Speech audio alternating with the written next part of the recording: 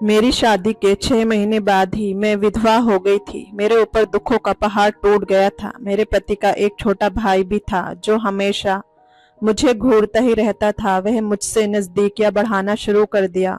वह मेरी हर जरूरत का ध्यान रखने लगा और मेरे सामने अजीब सी हरकतें भी करने लगा जिसे मैं खूब अच्छे से समझ रही थी, लेकिन मैं उसके भाई की विधवा थी, इसलिए उसके साथ ये सब करना गलत लग रहा था। मेरा देवर अब कभी कभार आधी रात को भी मेरे कमरे में आने लगा था। वह कुछ ऐसी हरकतें करता जिससे मेरे पूरे जिस्म में करंट दौड़ जाता था। फिर एक दिन मेरे सास ससुर किसी काम से बाहर गए थे और उस दिन मेरा देवर और मैं ही घर पर थे। तभी मेरा देवर मेरे रूम में आया और मुझसे बातें करते करते मेरे करीब आने लगा। धीरे धीरे वह इतना करीब आ गया कि मुझे पता ही नहीं चला मैं कब उसकी बाहों में चली गई और फिर उसने मेरे साथ। मैं कभी सोच भी नहीं सकती थी कि मेरा देवर मेरे साथ। मेरा नाम सोनिया है और मैं दिखने में सुंदर और गोरी हूँ, लेकिन मैं एक गरीब परिवार से ताल्लुक रखती हूँ। माँ लोगों के घरों में काम करती थी और पापा मजदूरी करने जाते थे, जिससे हमारा घर खर्च ही चल पाता था। मैंने ज़्यादा पढ़ाई भी नहीं की थी, 8वीं तक पढ़ी थी। हम 3 बहनें थी जिसमें से मैं सबसे बड़ी थी। जब मेरी शादी की उम्र हुई तो मेरे पापा मेरे लिए रिश्ता देखना शुरू कर दिए। कुछ दिन बाद मेरा रिश्ता एक मिडिल क्लास फैमिली में तय हुआ। मैं बहुत खुश थी कि मुझे इतना अच्छा ससुराल मिला। वह भी बहुत अच्छे परिवार और सुलझे हुए इंसान थे। उनका एक छोटा भाई भी था जो मेरे ही उम्र का था और वह बहुत समझदार और अच्छा लड़का था। और मेरे ससुराल में उनके अलावा मेरे सास ससुर भी रहते हैं।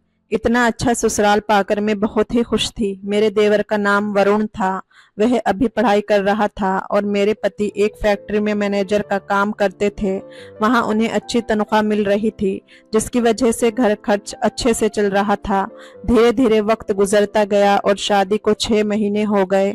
इस 6 महीने के समय में मैं अपने सास ससुर की सेवा बड़े अच्छे से करने लगी थी, जिससे मेरे पति हमेशा यही कहते थे कि सोनिया, तुम वाकई में बहुत समझदार हो। जैसा मैंने सोचा था तुम बिल्कुल वैसे ही हो। तुम मेरे पापा और मम्मी का बहुत ख्याल रखती हो, इसलिए वह हमेशा तुम्हारी तारीफ करते रहते हैं। फिर उनके मुंह से तुम्हारी तारीफ सुनकर मैं भी खुश हो जाता हूँ। बस तुम ऐसे ही मेरे परिवार को संभाल कर रखना। मैं उनसे कहती कि आप चिंता क्यों करते हैं, मैं अपनी तरफ से पूरी कोशिश करूंगी। आप सिर्फ अपने काम पर ध्यान दीजिए। इसी तरह मेरा देवर वरुण भी अच्छी सोच रखने वाला था, लेकिन वह थोड़ा मजाक मस्ती किया करता था, पर वह दिल का बहुत ही अच्छा था। घर में बहुत ही खुशियां थी। घर के सभी लोग मेरा भी खूब ख्याल रखते थे, लेकिन किसे पता था कि ये खुशियां सिर्फ चंद दिनों की हैं। जिस घर में खुशियां ही खुशियां थी, उसी घर में अचानक मातम छा जाएगा, ऐसा किसी ने भी नहीं सोचा था। मेरे सपने, मेरे अरमान सब के सब धरे रह जाएंगे। एक गरीब घर से मैं इस घर में आई थी, ये सोचकर मैं बहुत खुश थी, लेकिन कुदरत ने मेरे साथ ऐसा करिश्मा दिखाया कि वह सारे के सारे धरे रह गए। एक दिन जब मेरे पति अपने काम से घर आ रहे थे तो रास्ते में ही उनका एक्सीडेंट हो गया और मौके पर ही वह खत्म हो गए। जब ये खबर हम सबको मिली तो जैसे हम सबके ऊपर पहाड़ गिर पड़ा हो। मैं अभी 25 साल की थी और मैं विधवा हो गई थी। मेरी शादी को अभी 6 महीने हुए थे। मैंने तो अभी अपने पति के साथ जी भर के प्यार भी नहीं किया था और ना ही अभी मेरा कोई सपना या अरमान पूरे हुए थे, लेकिन किस्मत ने मेरे साथ ऐसा खेल खेला कि मेरे जीवन का मतलब ही बदल गया। उस वक्त मैं ऐसे सदमे में चली गई थी जिससे बाहर निकलना बहुत ही मुश्किल हो गया था। कुछ लोग मुझे तसल्ली दे रहे थे, लेकिन मेरी आंखों से आंसू रुकने का नाम नहीं ले रहा था। मैं यूं ही बस रोए जा रही थी, पर इस तरह से कब तक रोती। धीरे धीरे आंखों से आंसू गिरने भी बंद हो गए थे। इस घटना को 1 महीना गुजर जाने के बाद अब मैं देख रही थी कि मेरे सास ससुर का रवैया मेरे लिए बदलता जा रहा था। वह अब पहले जैसा व्यवहार बिल्कुल नहीं करते। मैं भी क्या कर सकती थी, क्योंकि मेरी तो दुनिया ही लुट चुकी थी। जब तक पति थे तब तक मुझे बहुत मान सम्मान मिला था, लेकिन अब पति के जाने के बाद सब कुछ उल्टा चल रहा था।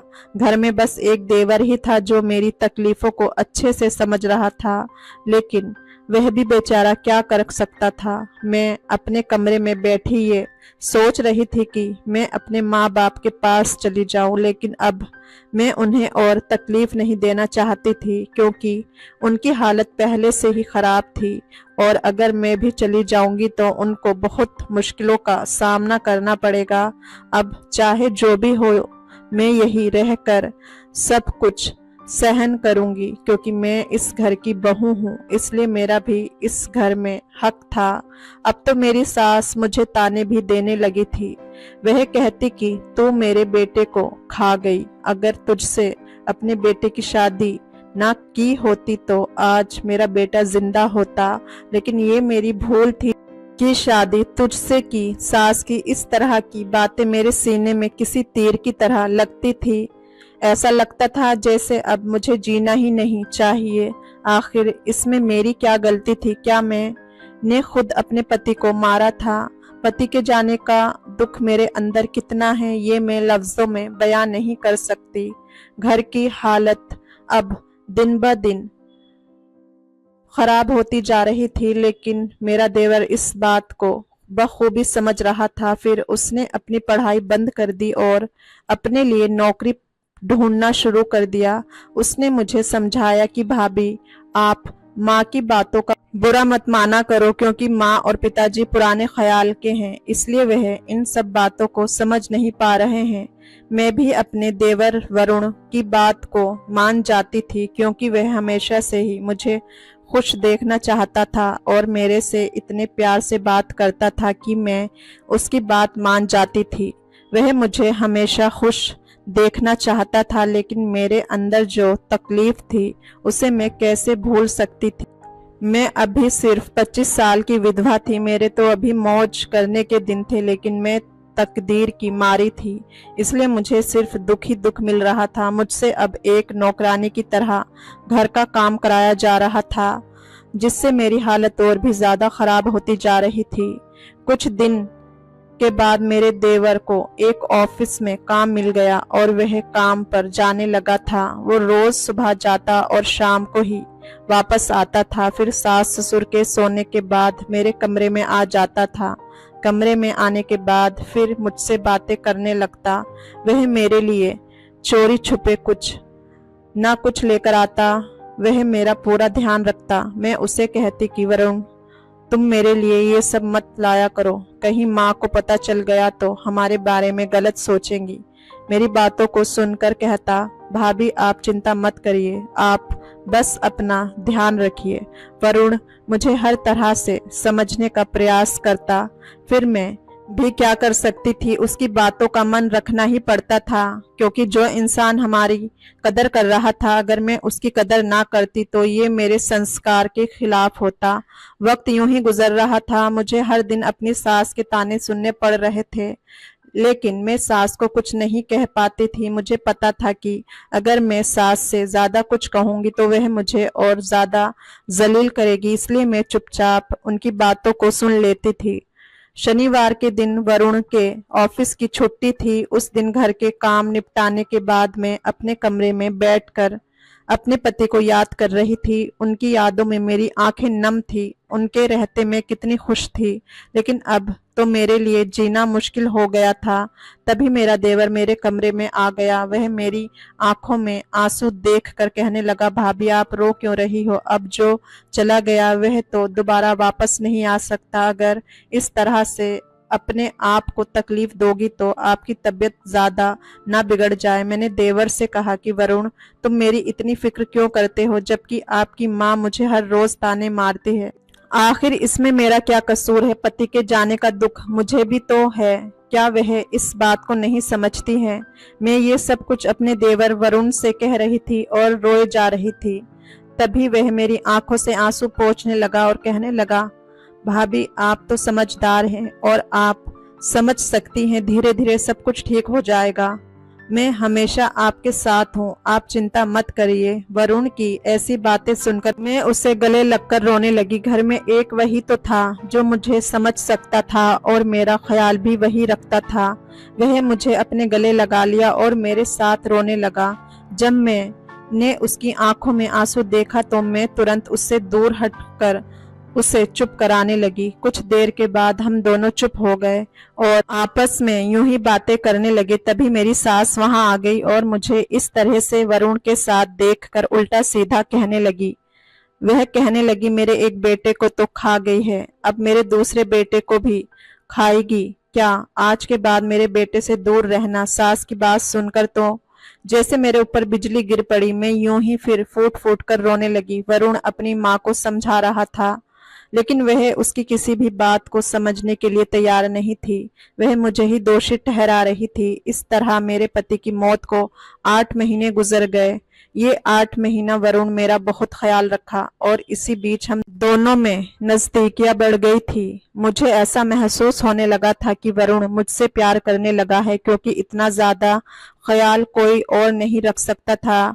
फिर एक दिन हमारे घर पर एक आदमी आया और वह मेरे सास ससुर से कुछ देर बातें किया। फिर जब वह जाने लगा तो उसने पैसे का एक बंडल मेरी सास के हाथ में रखा। ये सब कुछ मैं अपने कमरे से देख रही थी। मैं इस बात से बहुत हैरान थी कि एक अनजान आदमी मेरी सास को इतने पैसे क्यों देकर गया था। अब मैं ये बात अपने देवर वरुण को भी नहीं बता पा रही थी, क्योंकि उस दिन सास ने मुझसे जैसा व्यवहार किया था तब से मैं देवर से दूर ही रहती थी।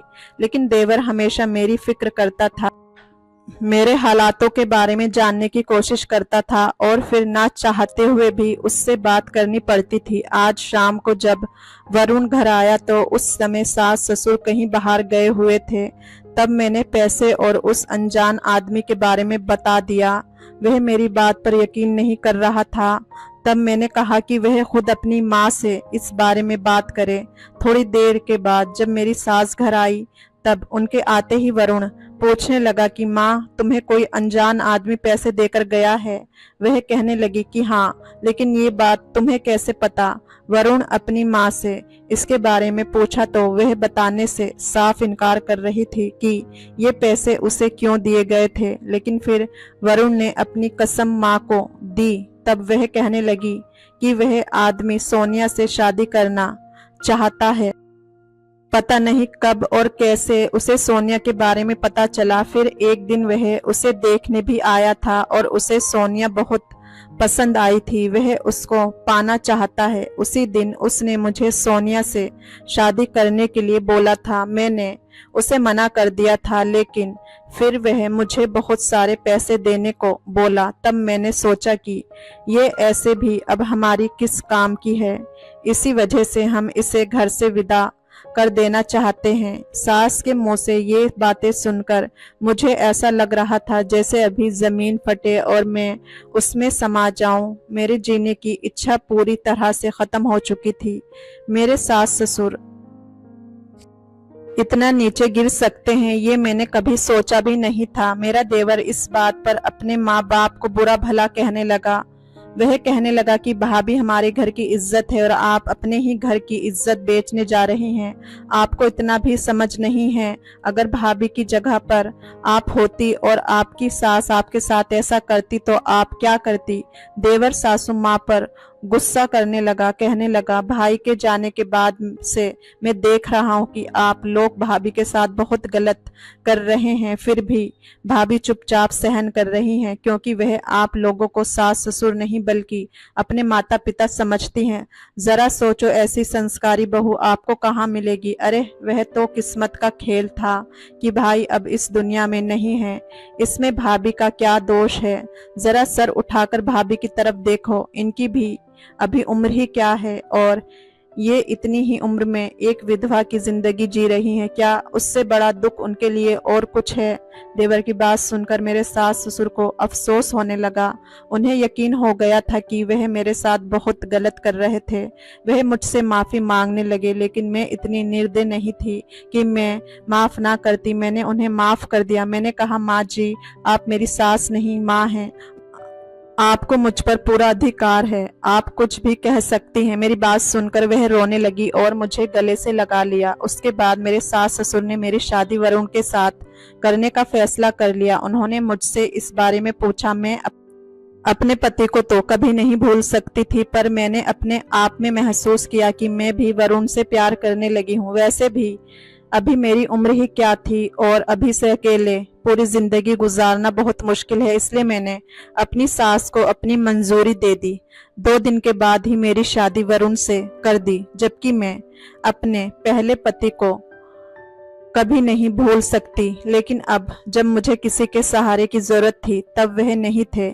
ऐसे में मेरे पास कोई दूसरा रास्ता भी नहीं था। मैं खुशी खुशी वरुण को अपना पति मानकर अपने जीवन की एक नई शुरुआत कर दी और अब मेरे सास ससुर भी मेरे से बहुत खुश हैं।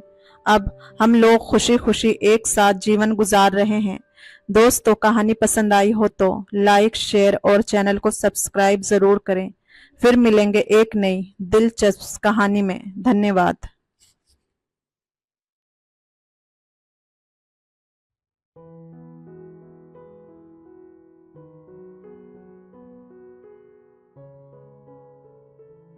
भाभी घर पर नहीं थी और उनके 2 साल के बेटे ने जिद की कि वह दूध पिएगा। वह किसी भी हालत में चुप नहीं हो रहा था, इसलिए मैंने उसे अपने सीने से लगाकर दूध पिलाने का फैसला किया। तभी भाई कमरे में आ गए। मैंने कोई चादर नहीं ओढ़ी थी। जब भाई ने मुझे उस हालत में देखा, उनकी नजरें बदल गईं। वे मुझे अपने बिस्तर पर लेटा दिया और जोश में मुझे लगातार 2 घंटे तक मेरी चीखें निकली। हेलो दोस्तों, आज की इस कहानी में आप सभी का स्वागत है। मेरा नाम आरती है और दीप्ति मेरी भाभी का नाम है। भाभी मेरी सहेली की तरह थी, मुझे बहन जैसी मानती थी। भैया और भाभी शहर में रहते थे और मैं गांव में माता पिता के साथ। भाभी ने अपने बेटे के जन्मदिन के लिए मुझे 3 दिन पहले ही बुलाया था। उसकी शादी को 5 साल हो चुके थे और उसके बेटे का पहला जन्मदिन था, जिसे वह बड़े धूमधाम से मनाने वाली थी। उसने खास मुझे फोन करके बुलाया था और बहुत रिक्वेस्ट किया था। जन्मदिन वाले दिन मैं तैयार होकर भाभी के घर पहुंची। डेकोरेशन हॉल में जाते ही भाई ने मुझे गले से लगा लिया। मैंने उनसे भाभी के बारे में पूछा तो उन्होंने कहा कि रोहन बहुत रो रहा था, इसलिए दीप्ति उसे दूध पिलाने के लिए अंदर गई है। लगभग 1 घंटे में जन्मदिन की पार्टी शुरू होने वाली थी। मैंने भाई को कई दिनों के बाद देखा था। जन्मदिन के बाद जब मैं बाकी मेहमानों की तरह अपने घर जाने लगी तो भाभी ने मुझे रोक लिया। उसने कहा कि सुबह तक सभी मेहमान चले जाएंगे और फिर हम दोनों बाहर घूमने चलेंगे। उसने मुझे रुकने के लिए कहा। मैं भी घर में रहकर बहुत बोर हो चुकी थी, इसलिए मैंने रुकने का फैसला किया। मेरे माता पिता भी मुझे वहां ठहरने की अनुमति दे दी। अगले दिन सभी मेहमान चले गए और फिर भाभी और मैंने समय साथ बिताने का मजा लिया। मुझे घर में एक अलग कमरा दिया गया था और वहां आए हुए 3 दिन हो चुके थे। आने के बाद से ही मैं देख रही थी कि रोहन ने भाभी को बहुत परेशान कर रखा था। भैया और भाभी को एक दूसरे के साथ समय बिताने का मौका भी नहीं मिल रहा था। इसीलिए एक दिन मैंने भाभी से कहा कि अब रोहन 2 साल का हो गया है और उसे माँ की इतनी जरूरत नहीं होगी। आप उसे एक दिन मेरे पास छोड़ दो और आप दोनों बाहर घूमने चले जाओ। भाभी ने कहा कि रोहन मेरे पास नहीं रहेगा। मैंने उसे वादा किया कि मैं रोहन की अच्छी तरह से देखभाल करूंगी। फिर मुझ पर भरोसा करके भाभी अगले दिन भैया के साथ बाहर चली गई। उस दिन रोहन पूरे दिन मेरे पास था। मैंने उसे बहुत अच्छे से खिलाया और खाना बना दिया। वह मेरे पास बहुत खुश होकर रहा। शाम को 9 बजे भाभी घर लौटी और रोहन को मेरे पास खेलते हैरान रह गई। फिर भाभी ने कहा कि वह अपने माता पिता के पास भी इतने शांति से नहीं रहता। रोहन वास्तव में मेरे साथ बहुत खुश था। रात को सोते समय वह जिद करने लगा कि मैं उसके पास ही सोऊं। उसकी जिद के कारण मैं भाभी के कमरे में सो गई और भाभी मेरे कमरे में सो गए। आधी रात को अचानक मुझे अपने शरीर पर किसी का हाथ महसूस हुआ। पहले तो मुझे लगा कि वह रोहन होगा, लेकिन धीरे धीरे मुझे समझ में आया कि यह किसी बड़े आदमी का हाथ है। जब मैंने उठकर देखा तो सामने भाई खड़े थे। आधी रात को वे मेरे शरीर पर हाथ क्यों फेर रहे थे यह मुझे समझ में नहीं आ रहा था। मैंने उनसे पूछा कि क्या हुआ। तब उन्होंने मुझसे माफी मांगी और अपने कमरे में चले गए। अगले दिन भी ऐसा ही कुछ हुआ। भाई मेरे शरीर पर हाथ फेरने लगे। आज तो उनका स्पर्श ऐसी जगह पर हुआ जिससे मैं सहम सी गई थी और उनके कमरे से बाहर चली गई। भाभी गहरी नींद में थी, इसलिए उसे भैया की हरकतें समझ में नहीं आ रही थी। जैसे ही मैं उनके कमरे से बाहर आई, भाई भी मेरे पीछे आ गए। मैंने उनसे कुछ कहने की कोशिश की, तभी उन्होंने कहा कि सॉरी आरती, मैंने तुम्हें दीप्ति समझ लिया। रात के अंधेरे में उनसे गलती हो गई होगी, इसलिए मैंने उन्हें माफ कर दिया और फिर से अपने कमरे में सोने चली गई। कुछ दिन बीत गए और रोहन मेरे साथ बहुत घुल मिल गया। एक दिन सुबह नाश्ते के समय मैंने भाभी से कहा कि अब मुझे घर जाना चाहिए। भाभी ने कहा, आरती प्लीज मेरे लिए कुछ दिन और रुक जाओ, मुझे 1 महीने का एक कुकिंग कोर्स ज्वाइन करना है। अब रोहन तुम्हारे साथ अच्छा घुल मिल गया है, इसलिए मैं तुम्हें बता रही हूँ। तुम उसकी देखभाल करोगी तो मैं निश्चिंत होकर अपना कोर्स पूरा कर सकूंगी। पिछले 3-4 महीनों से मैं यह कोर्स करना चाहती थी, लेकिन रोहन किसी के पास भी नहीं रहना चाहता था। अब जब तुम यहाँ हो तो मैं अपना कोर्स आराम से कर सकती हूँ। कुछ ही दिनों की बात है, दोपहर में 2 घंटे का मेरा क्लास होगा। भाभी मुझसे विनती करने लगी। तभी भैया बोले, आरती तुम दीप्ति को अपनी दोस्त कहती हो तो अपनी भाभी के लिए कुछ दिन और रुक नहीं सकती। उनका आग्रह बढ़ता जा रहा था, इसलिए मैंने वहां रुकने का फैसला किया। मैंने उन दोनों को हाँ कहा। फिर भाई ऑफिस के लिए निकल गए। उनके जाते ही भाभी ने मुझे गले लगा लिया और धन्यवाद किया। उसने कहा, तुम्हारे सहयोग से मैं अपना कोर्स पूरा कर सकूंगी। ये कोर्स कुछ ही दिनों का है। एक बार जब मैं कुकिंग सीख गई तो धीरे धीरे अपना खुद का बिजनेस खड़ा करूंगी। भाभी का आनंद देखकर मैं भी खुश थी। एक दिन दोपहर को भाभी अपने क्लास के लिए गई थी। उस समय रोहन मेरे पास था। अचानक वह रोने लगा तो मैंने उसके लिए दूध लाने के लिए किचन में गई। दूध गर्म हो रहा था और मैं किचन में खड़ी थी। अचानक भाई न जाने कहां से आ गए और उन्होंने पीछे से आकर मुझे जोर से गले लगा लिया। एक पल में ही उन्होंने मेरी गर्दन पर जोर से काट लिया। उनके काटने से मेरी गर्दन में जलन होने लगी। मैं जोर से चीखी और पीछे मुड़ी, तब भाई मुझसे दूर हो गए। मुझे देखते ही वे बोले, आरती तुम मुझे लगा कि दीप्ति हो, तुमने दीप्ति के कपड़े पहने थे इसलिए मुझे गलतफहमी हो गई। मैंने कहा ठीक है और रोहन की दूध की बोतल लेकर कमरे में चली गई। कुछ देर बाद भैया अपने कमरे में आए और मेरी गर्दन पर लगाने के लिए बर्फ लेकर आए। उन्होंने कहा, आरती मेरी वजह से तुम्हें चोट लगी, मुझे अच्छा नहीं लग रहा, मेरी गलती की सजा मुझे मिलनी चाहिए। ऐसा कहते हुए वे अपने हाथ से मेरी गर्दन पर बर्फ मलने लगे। उनकी नजरें कुछ ठीक नहीं लग रही थी। तब मैंने कहा, भाई आपकी मदद के लिए धन्यवाद, अब मुझे अच्छा लग रहा है। फिर मैं बोली, भाई कुछ घंटे पहले तो आप ऑफिस गए थे, आज इतनी जल्दी घर कैसे आ गए? इस पर उन्होंने कहा, आज ऑफिस में ज्यादा काम नहीं था इसलिए जल्दी घर आ गया। उनकी बातों पर सहमति जताकर मैं उनके कमरे से बाहर निकल आई और रोहन को दूध पिलाकर सुला दिया। कुछ देर बाद भाभी घर आई। शाम को चाय पीते समय हम सब साथ में बैठे थे। तब भैया ने कहा, रात को हम डिनर के लिए बाहर चलते हैं। भाभी ने मना कर दिया और कहा, रात को 7 बजे से मेरी कुकिंग की ऑनलाइन क्लास है। अभिषेक, मैंने तुम्हें पहले ही बताया था। भाभी ने पहले ही अपने ऑनलाइन क्लास के बारे में भैया को बता दिया था। फिर भी भैया ने डिनर की बात करी। आगे उन्होंने कहा, दीप्ति तुम सिर्फ अपने बारे में मत सोचो, अगर तुम डिनर पर नहीं जा सकती तो मैं आरती को बाहर ले जाता हूँ। वह पिछले कुछ दिनों से हमारे लिए कितना कुछ कर रही है। उसके आने के बाद से वह घर में ही है, उसे भी कभी बाहर जाना चाहिए। भैया ने अपनी मीठी बातों में भाभी को इस कदर फंसा लिया कि उसे उनकी बात सही लगी। फिर भाभी ने कहा, आरती तुम्हारे भैया सही कह रहे हैं, तुम सच में हमारी बहुत मदद कर रही हो। तुम घर में बोर हो गई होगी, शाम को तुम अपने भाई के साथ डिनर पर जरूर जाओ। शाम को भैया मेरे कमरे में एक 1 पीस ड्रेस लेकर आए। फिर उन्होंने कहा, डिनर पर जाते समय ये ड्रेस पहन लेना, ये ड्रेस दीप्ति ने तुम्हारे लिए भेजी है। भैया की बातों में मुझे दम लगा। महसूस हुआ ऐसा लगा कि भाभी के नाम पर उन्होंने ही अपनी पसंद का ड्रेस ला कर दिया है। खैर, डिनर का समय हो गया था, इसलिए मैंने वह ड्रेस लिया और तैयार हो गई। जब मैं तैयार होकर बाहर आई तो भाभी ने कहा, अरे वाह, तुम तो अपने भाई के साथ डिनर पर जाने के लिए बहुत उत्सुक लग रही हो। भाभी की बातों से लगा कि शायद वह ड्रेस उसने नहीं भेजा था। मैं उससे कुछ पूछने ही वाली थी कि भैया बोले, दीप्ति, तुम्हारे क्लास का समय हो गया है, अब हम भी निकलते हैं, रात को जल्दी घर आ जाएंगे। मैं भैया के साथ डिनर के लिए निकल पड़ी। भैया मुझे जिस होटल में ले गए थे वहां मुझे परिवार के लोग कम और जोड़े ज्यादा दिख रहे थे। वहां का माहौल बहुत ही रोमांटिक था, लेकिन मैं अपने प्रेमी के साथ नहीं बल्कि अपने भाई के साथ डिनर पर आई थी। खैर, माहौल चाहे जैसा भी हो, मुझे क्या, ये सोचकर मैं आगे बढ़ी।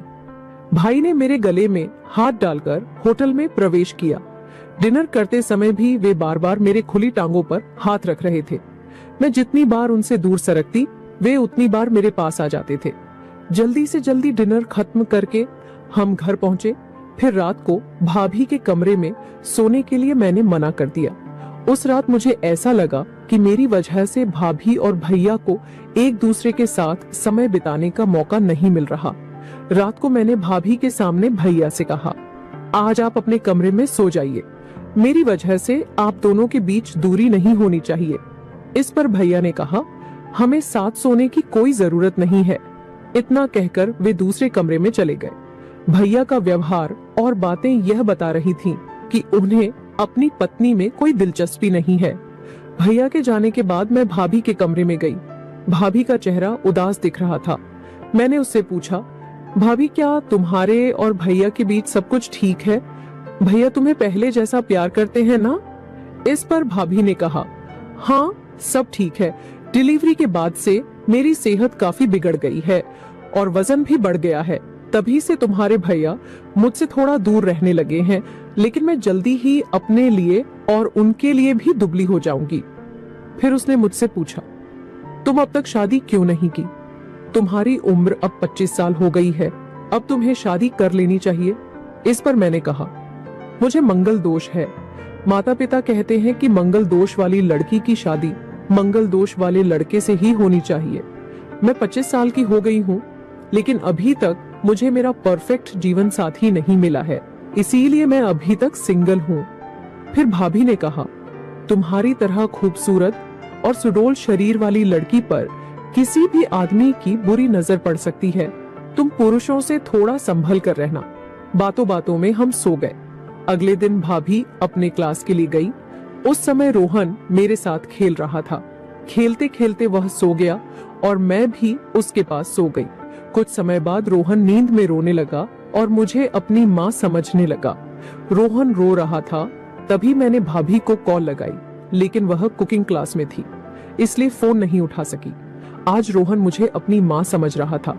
उसे चुप कराने के लिए मैंने उसे दूध की बोतल दी, लेकिन वह दूध पीने को तैयार नहीं था। काफी समय गुजर गया, लेकिन उसका रोना बंद नहीं हुआ। आखिरकार मैंने उसे अपनी गोद में लिया और उसे दिलासा दिया। मैंने उसे अपनी छाती से लगाया ताकि उसे माँ की तरह महसूस हो। भाभी को घर आने में 2 घंटे थे और मुझे रोहन को इतने समय तक रोता हुआ ठीक नहीं लगा, इसलिए मैंने कुछ समय के लिए रोहन की माँ की भूमिका निभाने का नाटक किया। मैंने उसे अपनी छाती से लगाया और उसे दिलासा दिया और कुछ समय बाद मैं भी सो गई। अचानक मेरी नींद खुली तो मैंने देखा कि भैया मेरे सामने खड़े थे। वे कमरे में कब आए और मुझे कब से देख रहे थे मुझे नहीं पता। भैया की नजर मुझे ठीक नहीं लगी। रोहन को शांत करने के लिए मैंने उसे अपनी छाती से लगाया था, लेकिन बाद में मैं अपने कपड़े ठीक करना भूल गई थी और वैसे ही सो गई थी। भाई मुझे उस हालत में देख रहे थे और उनकी नजरें लाल हो रही थी। फिर मैंने जल्दी से अपने कपड़े ठीक किए। तब भाई ने मेरा हाथ पकड़ा और उन्होंने मुझे बिस्तर की ओर खींचा। मैं बहुत डर गई थी, पर भैया के साथ मेरा हमेशा से एक अलग संबंध था। फिर भैया ने कुछ ऐसा किया जिससे मैं शांत हो गई। थोड़ी देर बाद रोहन नींद से जाग गया। हम उसे खिलाते हुए हॉल में बैठे थे। तभी भाभी क्लास से वापस आई। उसने हमें अलग नजरों से देखा और तुरंत रोहन को हमारे बीच से उठा लिया। रात को किचन में खाना बनाते समय भाभी का व्यवहार थोड़ा अलग लगा। उसने कहा, आजकल तुम रोहन को अपने से ज्यादा जोड़ने लगी हो, उसके पिता को भी अपने से जोड़ने की कोशिश मत करो। भाभी 1 माह से पहले एक पत्नी थी और उसे अपने पति की चिंता हो रही थी। मैंने उसके कंधे पर हाथ रखकर कहा, आप बिल्कुल भी चिंता मत करो, ना तो आपका पति बुरा है और ना ही आपकी सहेली। इसके बाद भी भाभी मेरे साथ थोड़ा अजीब व्यवहार कर रही थी। खाना खाते समय भाभी ने कहा कि आज उसकी क्लास का आखिरी दिन है और जब उसकी क्लास खत्म हो जाएगी तो मुझे अपने घर जाना होगा। भाभी की बात सुनकर भैया का चेहरा पीला पड़ गया। मैं भी घर नहीं जाना चाहती थी क्योंकि भैया और मेरा रिश्ता अलग होने लगा था। मुझे यकीन था कि भैया कोई ना कोई रास्ता निकाल ही लेंगे क्योंकि वे मुझसे इतने आकर्षित हो गए थे कि मुझे जल्दी से जाने नहीं देंगे। उस रात सोने से पहले भाभी ने मुझे ताना मारा, आरती याद रखना कि तुम्हारे भैया शादीशुदा हैं और उन्हें कोई दोष नहीं है। मुझे इसकी परवाह नहीं थी कि उसने क्या कहा। अगले दिन भाभी 9 बजे अपनी क्लास के लिए निकली क्योंकि आज उसका आखिरी दिन था। भैया भी रोज की तरह समय पर ऑफिस के लिए निकले, लेकिन जैसे ही भाभी घर से निकली भैया घर आए और उन्होंने मुझे पानी का गिलास लेकर अपने कमरे में बुलाया। पानी का गिलास लेकर मैं भाई के कमरे में गई। जैसे ही मैं उन्हें पानी का गिलास देने के लिए हाथ बढ़ाई, उन्होंने मेरा हाथ पकड़ लिया। फिर भाई बोले, आरती तुम मुझे और कितना इंतजार कराओगी? मैं तुम्हें पहले ही कई बार इशारे कर चुका हूँ। भले ही तुम इतने लंबे समय से मेरे सामने हो, लेकिन मैं तुम्हारे साथ उतना समय नहीं बिता सका जितना मैं चाहता हूँ। कल तुम्हें उस हालत में देखकर मेरी आंखें चमक उठी थीं। दीप्ति आज पूरे दिन घर पर नहीं है। हमारे पास आज पूरा दिन है एक दूसरे के साथ समय बिताने के लिए। मैंने भी भैया की बात मान ली, लेकिन उनसे एक सवाल पूछा, मुझे नहीं लगता कि आप शादीशुदा होते हुए भी मेरे करीब आ रहे हैं। अगर इसके वजह से आपका रिश्ता टूट गया तो भाभी को बुरा लगेगा। फिर आप उसे क्या जवाब देंगे? भैया बोले, आरती तुम कुछ ज्यादा ही सोच रही हो। दीप्ति सिर्फ मेरी पत्नी है। मैं अब उससे प्यार नहीं करता। मैं उसे कुकिंग क्लास करने दे रहा हूँ क्योंकि मेरी नौकरी छूट गई है, ताकि वह कुछ पैसे कमाकर मेरी मदद कर सके। नहीं तो मुझे उससे कोई खुशी नहीं मिलती। अगर तुम्हें कोई आपत्ति नहीं हो तो हम शादी कर सकते हैं। रोहन तुम्हें अपनी मम्मा मानता है। फिर भैया ने मुस्कुराते हुए मुझे अपनी बाहों में ले लिया। मैं भी प्यार से उनकी बाहों में चली गई। भाई ने मेरा दुपट्टा फेंक दिया और मेरे सीने को दबाने लगे। तभी हमारे कमरे का दरवाजा खुला और भाभी हमारे सामने खड़ी थी। वह मुझे भैया की बाहों में देखकर चौंक गई। जैसे ही मेरी नजर भाभी पर पड़ी, मैंने भैया को धक्का देकर अपने से दूर कर दिया और भाभी के पास आकर खड़ी हो गई। भैया ने भाभी से कहा, दीप्ति तुम आरती को उसके घर भेज दो। जब मैं अपनी फाइल लेने के लिए घर आया तो आरती ने मौका पाकर मुझे गले लगा लिया। भैया मेरे बारे में बुरी बातें फैला रहे थे। उन्होंने भाभी को बताया कि मैं उनके साथ संबंध बनाना चाहती थी। इसके बाद भाभी मुझे गुस्से से देखने लगी। फिर भाभी ने मुड़कर भैया को जोरदार थप्पड़ मारा और बोली, मैंने सब सुन लिया है नीच आदमी। जब से आरती पानी का गिलास लेकर इस कमरे में आई थी तब से मैं फोन पर सब सुन रही हूँ। कल रात आरती ने मुझे तुम्हारी सच्चाई बता दी थी। मैंने अनजाने में आरती पर आरोप लगाए, लेकिन अब सब जान चुकी हूँ कि तुम आरती को यहाँ रुकने के लिए क्यों जोर दे रहे थे। कल रात उसने तुम्हारे असली रूप को सामने लाने के लिए तुम्हारे साथ नाटक किया था। तुमने उसके साथ जबरदस्ती करने की कोशिश की। मैं समझ गई हूँ कि तुमने ऑफिस में भी किसी महिला कर्मचारी के साथ छेड़छाड़ की होगी, इसलिए तुम्हारी नौकरी चली गई। अब समझ में आया कि तुम हर महीनों में नौकरी क्यों बदलते रहते हो। पिछले 5 सालों से तुम मुझे बेवकूफ बना रहे हो। मैं घर का सारा सामान संभाल कर रखती थी और तुम बाहर लड़कियों पर पैसे उड़ाते रहे। आरती ने मुझे वह अतरंग संदेश भी दिखाए जो तुमने उसे भेजे थे। मैं भाभी के सामने भैया का असली रूप लाना चाहती थी और अब वह सामने आ चुका था। भैया ने मुझसे गलत संबंध बनाने के लिए बार बार मनाने की कोशिश की, लेकिन मैं भाभी को जोखिम में नहीं डाल सकती थी। पिछले कुछ दिनों से भाभी को मुझ पर और भैया पर शक हो गया था, इसलिए वह मुझे चिढ़ा रही थी। आखिरकार कल रात मैंने उसे सच बता दिया कि कैसे उसका पति मेरा पीछा कर रहा है। इसके बाद भाभी ने अपने पति से अलग होने का फैसला कर लिया। मुझे लगा कि मेरी वजह से उसकी जिंदगी टूट गई और यही मैंने उससे कहा था। तब भाभी ने मुझसे कहा कि आरती, तुमने मेरी जिंदगी नहीं तोड़ी है, बल्कि तुमने मुझे बहुत हिम्मत दी है। आज तुम्हारी वजह से मेरे पति का सच मेरे सामने आ गया, वरना मैं तो उसके लिए सब कुछ कर रही थी, लेकिन वह तो बाहर लड़कियों के पीछे भागने में लगा हुआ था। उसने कभी अपनी पत्नी को ठीक से देखा ही नहीं और ना ही मेरी मेहनत की कद्र की। आरती, तुमने समय पर मेरी आंखें खोल दी। तुम्हारी वजह से मैं अपने कुकिंग के सपने को पूरा कर सकी। अब मैं जल्द ही अपना छोटा सा बिजनेस शुरू करने वाली हूँ। मैं अपने पैरों पर खड़ी होकर अपने बच्चे का पालन पोषण करूंगी। मुझे अपने जीवन में धमकी देने वाले लोगों की जरूरत नहीं है। भाभी ने मुझे धन्यवाद दिया और कहा कि नकली रिश्ते से बाहर निकलने में मैंने उसकी बहुत मदद की। अब भाभी केवल एक माँ है और तरह तरह के केक बनाकर और ऑर्डर लेकर अच्छा पैसा कमा रही है।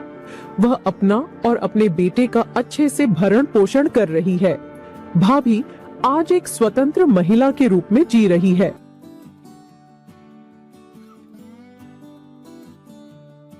मेरा भतीजा अक्सर हमारे घर आता रहता था। जब भी आता उसकी पत्नी उसके साथ आती थी। एक दिन मेरे भतीजे की औरत मेरी सास के साथ हॉस्पिटल चली गई थी। तभी अचानक मुझे मेरे भतीजे के कमरे से रोने की आवाज आई।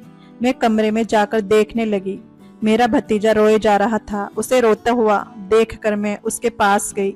तब मेरा भतीजा मुझसे कहने लगा कि मेरी पत्नी बहुत पतली है, जिसके कारण वो मुझे वो खुशी नहीं दे पाती जो मैं चाहता हूँ। मुझे तो हमेशा से चाची आप जैसी खूबसूरत लड़की की तलाश थी।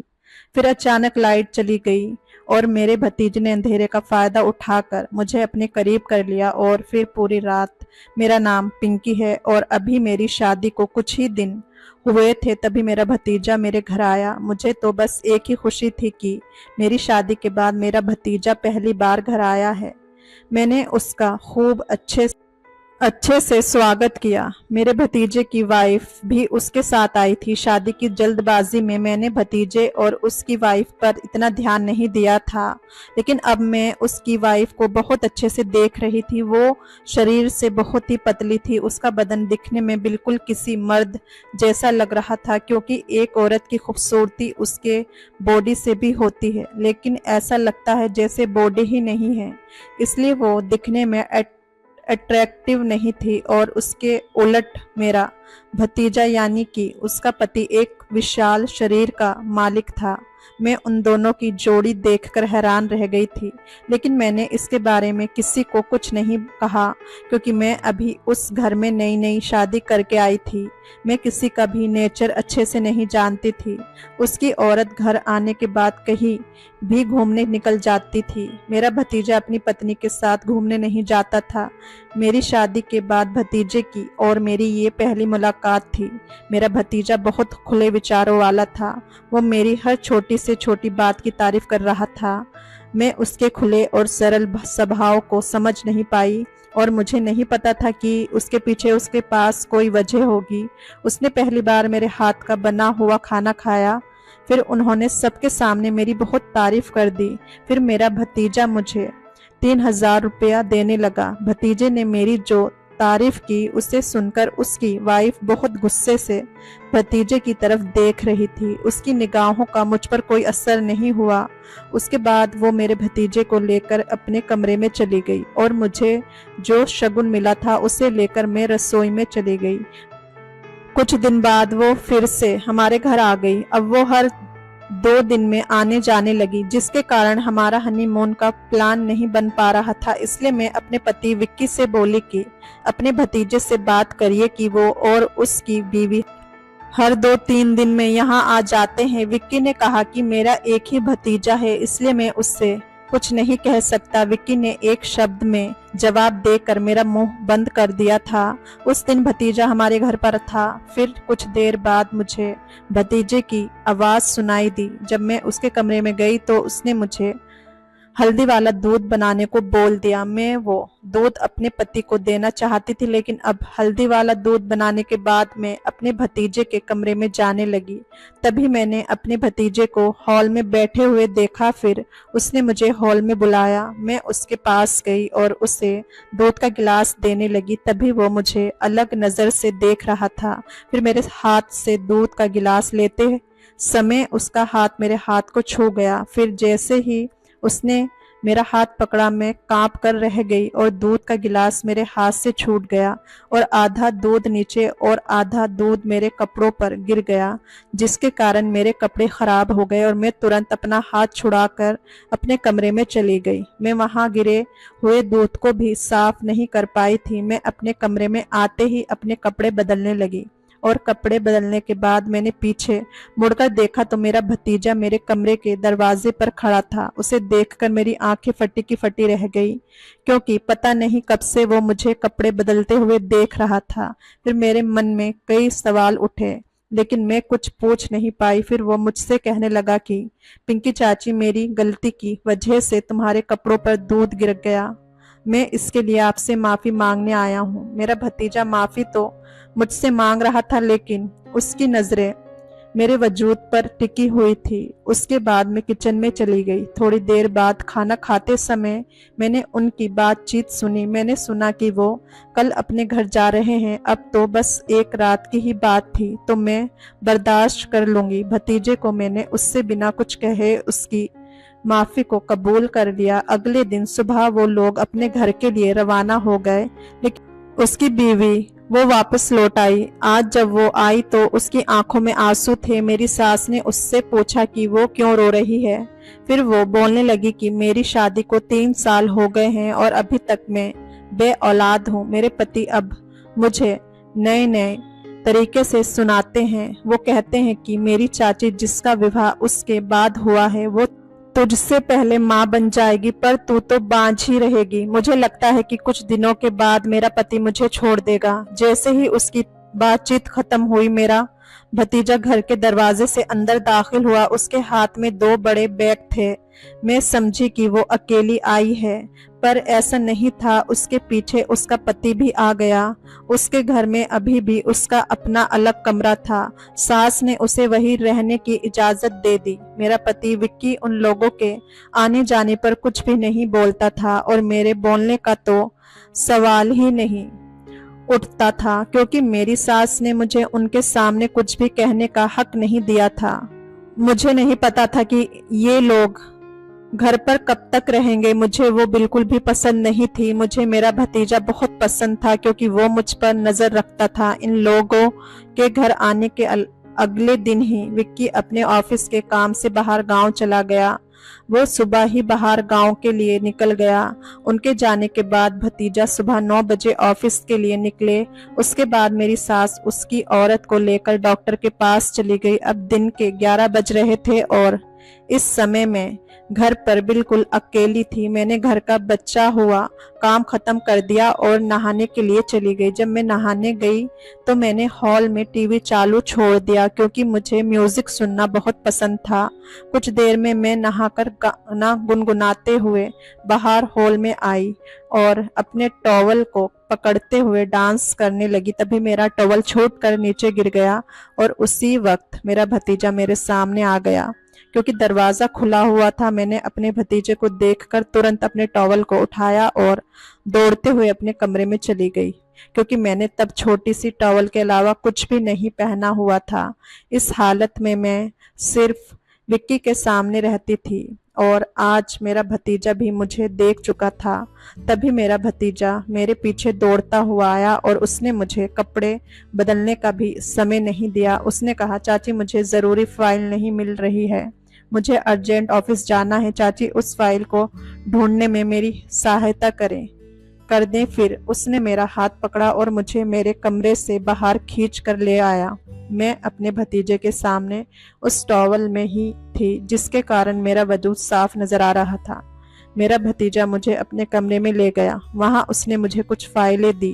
मैं उस फाइल को देख रही थी, लेकिन भतीजे ने मुझे ये नहीं बताया कि उसे कौन सी फाइल चाहिए थी। जब मैं मैंने उससे ये पूछने के लिए अपनी गर्दन ऊपर उठाई कि उसे कौन सी फाइल चाहिए, तो मैंने देखा कि वो पैर से लेकर मेरे सर के बालों तक मुझे घूर रहा है। जैसे ही मेरा ध्यान उसकी नज़र पर गई, मैंने उससे बोला, शायद मुझे आपकी फाइल नहीं मिल रही है, मुझे माफ़ करें। इतना कहकर मैं अपने कमरे में जाने लगी। तभी मेरा पैर फिसल गया और मैं गिरने ही वाली थी कि मेरे भतीजे ने मुझे गिरने से बचा लिया। अब मैं उसकी बाहों में थी, फिर मैं पूरी तरह से उस पर फिदा हो गई। मेरा भतीजा बहुत ही रोमांटिक था। तुरंत ही उसने अपना हाथ मेरी कमर पर फेरना शुरू कर दिया। फिर मैं उससे खुद को छुड़ाकर अपने कमरे में चली गई। कुछ देर बाद मुझे उसकी आवाज़ सुनाई दी कि चाची, मैं ऑफिस के लिए निकल रहा हूँ। उसके घर से निकलने के बाद ही मैं अपने कमरे से बाहर निकली, वो भी साड़ी पहनकर। आज घर पर क्या हुआ ये मैंने किसी को नहीं बताया, क्योंकि शायद ये बात किसी को बताने लायक नहीं थी। इसी तरह दूसरे दिन भतीजे ने छुट्टी ले ली। उसने कहा कि मेरे सर में बहुत दर्द हो रहा है। आज भी मेरी सास उसको लेकर डॉक्टर के पास चली गई थी। अब मैं सारा दिन भतीजे के साथ घर पर बिल्कुल अकेली थी। मैं अपने भतीजे की आंखों में देखी थी कि उसने झूठ बोला कि उसके सर में दर्द है। फिर दोपहर को भतीजा और मैं खाना खाने के लिए साथ बैठ गए। खाना खाते समय वो मुझसे बातें करने लगा और बोला, चाची, मुझे हमेशा से तुम्हारी जैसी पत्नी चाहिए थी, तुम्हारी जैसी खूबसूरत और गठीला बदन की, इसलिए मुझे तुमसे प्यार हो गया है। फिर वो कहने लगा कि मेरी पत्नी बिल्कुल तुम्हारी जैसी नहीं है, उसका बदन बहुत ही कमज़ोर है, अगर उसका हाथ भी पकड़ लिया जाए तो तुरंत हाथ दुखने लगता है। उसका पतला शरीर हमारे वैवाहिक जीवन में बहुत सारी बाधाएं पैदा कर रहा है। हम पिछले 4 वर्षों से बे औलाद हैं, क्योंकि मेरी पत्नी मुझे खुश नहीं कर पाती।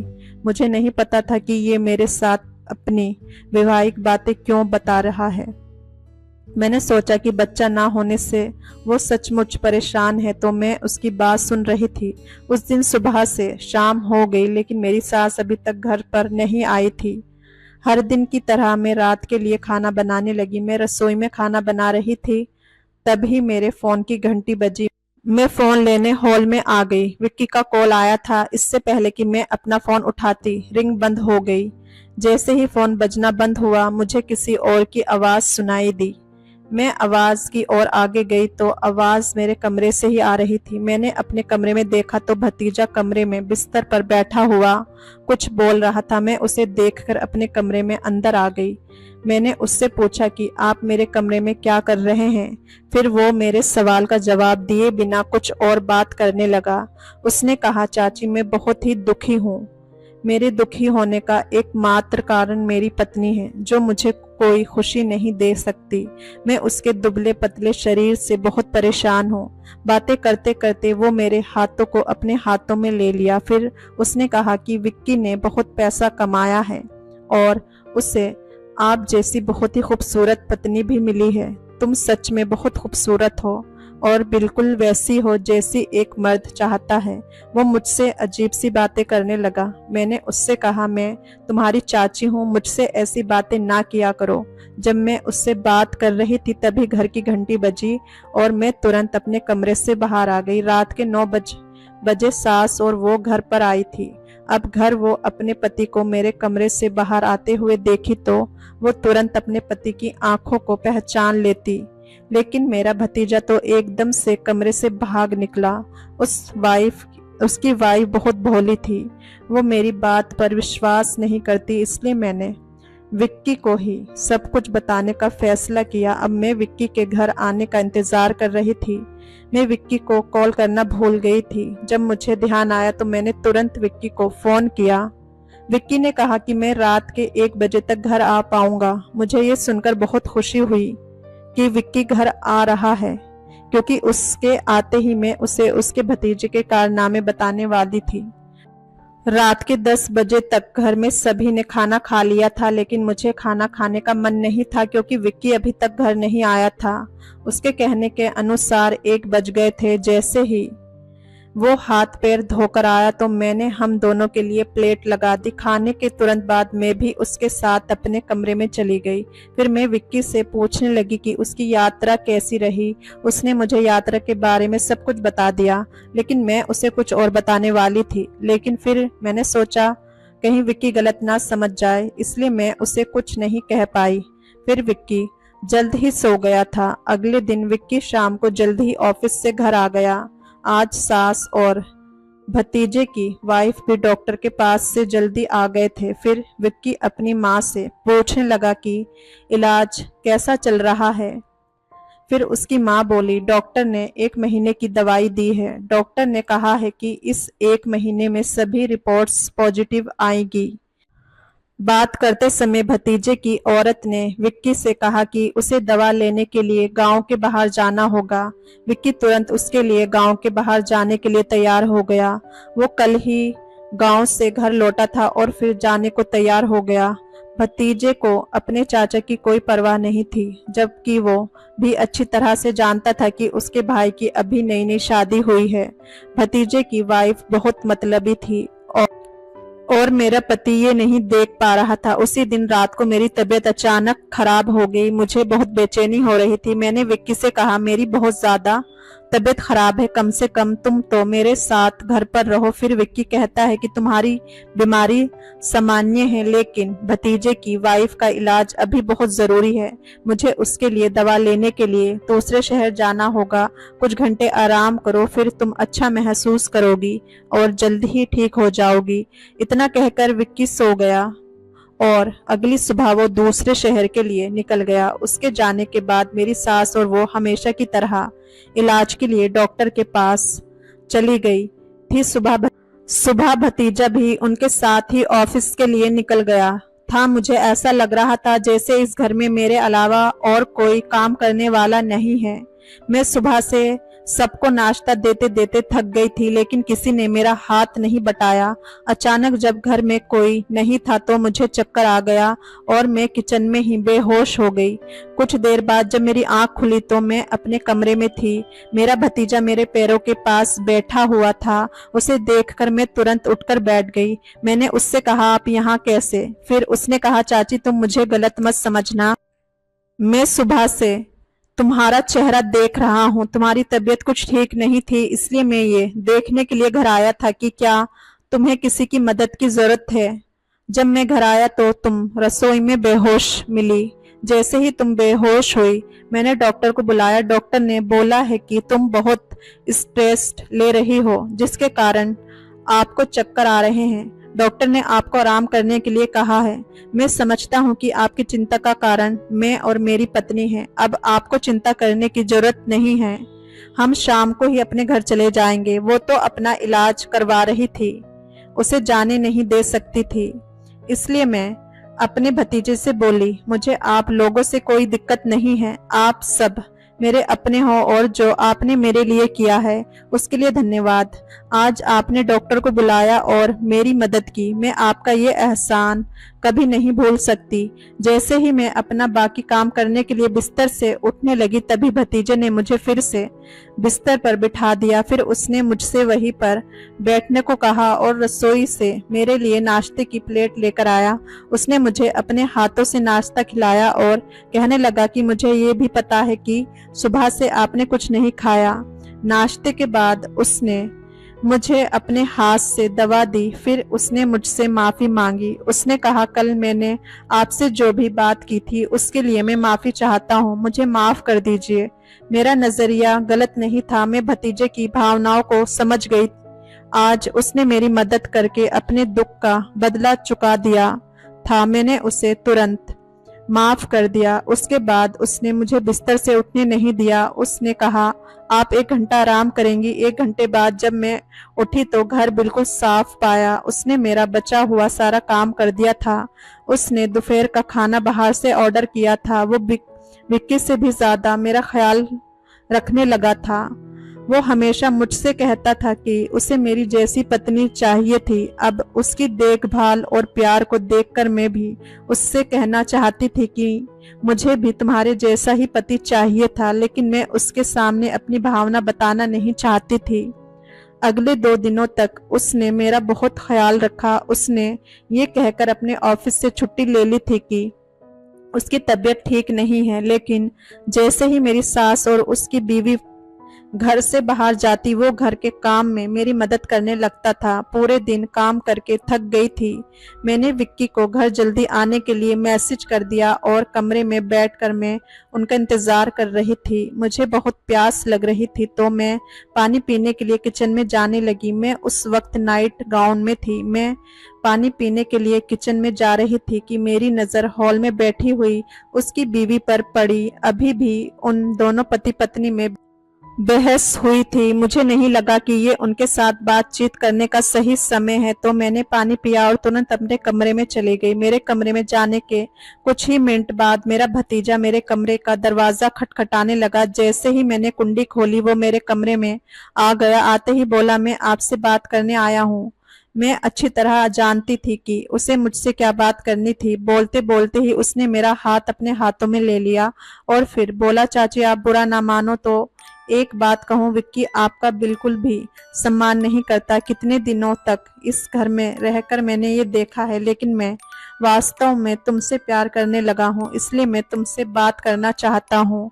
मैं तुम्हारे साथ वक्त बिताना चाहता हूँ। मैं समझ गई कि उसका क्या मतलब था और वो मुझे क्या चाहता था। विक्की के बारे में उसने जो कुछ कहा था वो सब सच था। धीरे धीरे वो मेरे करीब आने लगा। उसने मेरा हाथ पकड़ लिया। फिर उसने कहा, आज रात आप विक्की को भूल जाओ और मैं अपनी पत्नी को भूल जाता हूँ। जब से मैंने तुम्हें देखा है मैं तुम पर फिदा हो गया हूँ। इतना कहकर उसने मुझे अपने गले लगा लिया। फिर मैं बिना किसी डर के उसकी बाहों में समा गई। मेरा वजूद पूरी तरह से कांप रहा था। अभी 5 मिनट ही हुए थे कि मेरे कमरे का दरवाजा खुला। अब हमारे सामने उसकी बीवी, मेरी सास और विक्की थे। उन तीनों को देखकर मुझसे ज्यादा मेरे भतीजे को आश्चर्य हुआ। उसने जल्दी से अपनी शर्ट पहनी और अपनी पत्नी के सामने जाकर सारी गलती मुझ पर डालने लगा। उसने कहा कि चाची ने मुझे बार बार अपनी तरफ मोहित करने की कोशिश की है। अब मैं तो मर्द हूँ, मर्द का पैर फिसलने में कितनी देर लगती है, और मैं बहक गया। अच्छा हुआ जो तुम सही वक्त पर आ गई। मैंने सबके सामने उसकी और उसके पति की रिकॉर्डिंग शुरू कर दी। अब से कुछ देर पहले मैंने उन्हें बात करते हुए सुन लिया था, तो मैंने उसे रिकॉर्ड कर लिया। वही रिकॉर्डिंग सभी को सुनाना शुरू कर दिया। उन लोगों की नज़र अपने चाचा की प्रॉपर्टी पर थी और मैंने ये सब नोटिस कर लिया था, लेकिन विक्की और मेरी सास ये सब नहीं जानते थे। ये लोग अपने चाचा चाची और मेरी सास तीनों को धोखा दे रहे थे। वो अपने पति के साथ मिलकर मुझे गलत ठहराना चाहती थी ताकि मेरा और विक्की का तलाक हो जाए और सारी संपत्ति उसे मिल जाए। जब ये बात मेरी सास को पता चली तो मेरी सास ने उन लोगों को धक्के देकर घर से बाहर निकाल दिया। मेरी सास मुझसे माफ़ी मांगने लगी और उन लोगों की वजह से जो तकलीफ तुमने उठाई उसके लिए मुझे माफ़ कर दो। मैं ही अंधी हो गई थी उनके प्यार में, जो अपनी नई नवेली बहू पर ध्यान ना दे सकी। जो लड़का अपने चाचा के पैसों पर नजर रखा हो वो सिर्फ और सिर्फ स्वार्थी ही कहलाता है। उसे अपने रिश्तों से कोई लेना देना नहीं होता। दोस्तों, उम्मीद करती हूँ ये कहानी आपको पसंद आई होगी। पसंद आई हो तो लाइक, शेयर, कमेंट और चैनल को सब्सक्राइब जरूर से करें। हम फिर मिलेंगे एक नई दिलचस्प कहानी में। धन्यवाद।